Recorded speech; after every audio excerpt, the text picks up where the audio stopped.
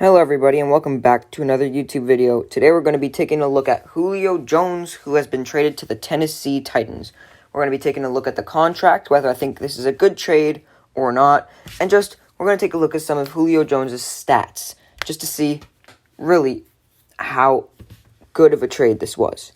So let's start with the stats, because we can't make any decisions without looking at the information first. So Julio Jones, over the past 10 years, has played 135 games, has had 848 receptions, and 12,900 total yards. That is very, very good. Those are some insanely amazing numbers, but what's even better is the fact that he had 15.2 yards per reception, which means he's a great deep threat, and he can also be a great mid-range threat. He also had 60 touchdowns, which is an average 6 touchdowns a season, which may not seem like much, but for a wide receiver, that's also an amazing number to put up. And then the most impressive thing about his stats is that he had 95.5 yards per game, which is the best all time. Better than Jerry Rice, Randy Moss, all the greats you might think of. He's better than them with 95.5 yards a game. That is impressive. Okay, now let's get on to the trade. The Falcons obviously traded Julio Jones to the Tennessee Titans. And for that, they received a 2022 second and a 2023 sixth round pick. Also, they gave the Tennessee Titans a fourth round pick on top of that.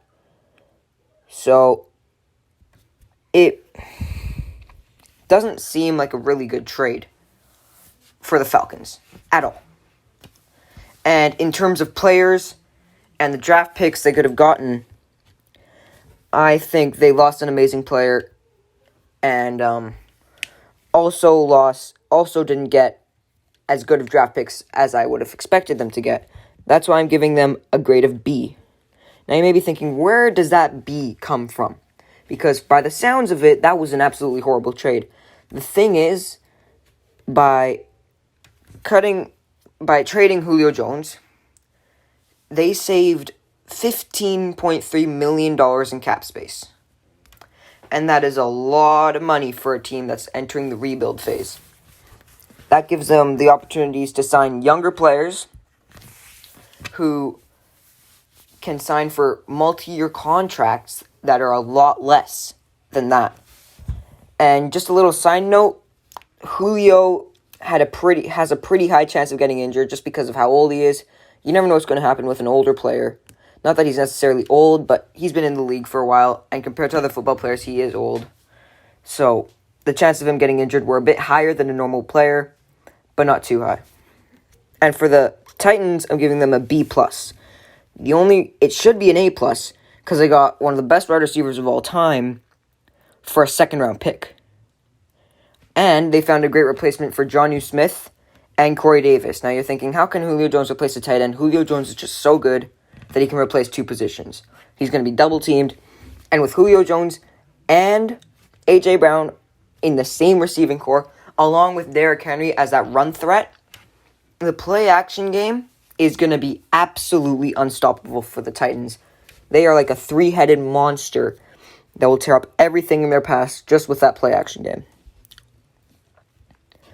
Also, the thing that brings it down, though, is the fact that the Titans don't lose $15 million. They don't lose $20 million. They lose $23 million in cap space just for this one-year signing of Julio Jones. And now I'm pretty sure they only have about $5 million in cap, which is for the offseason, that's not bad. But next year, they're going to be really in the hole, and they're going to have to cut quite a few players. So the chances of them having Julio for a couple more years isn't very likely. And so with that discussed, I've given them the grades. Falcons, B. Titans, B+. What are the key takeaways from this trade? The Falcons are clearing out veterans. They are getting ready for a rebuild phase. Don't be surprised if Matt Ryan leaves somewhere in the near future. I'm thinking next year even, if the Falcons don't play very well and Matt Ryan doesn't play very well. And for the Titans, The Titans are in a win now mindset. They want to win now because they don't sign Julio Jones and lose $23 million in cap space if they don't want to win right now. Because this team is not getting ready for the future. They're getting ready for right now. So expect to see the Titans sign some more players and really make a playoff run. Thanks for watching the video. That's all I got to say about this. If you like the video, then leave a like. And if you want to see more videos just like this one, then subscribe. Thanks.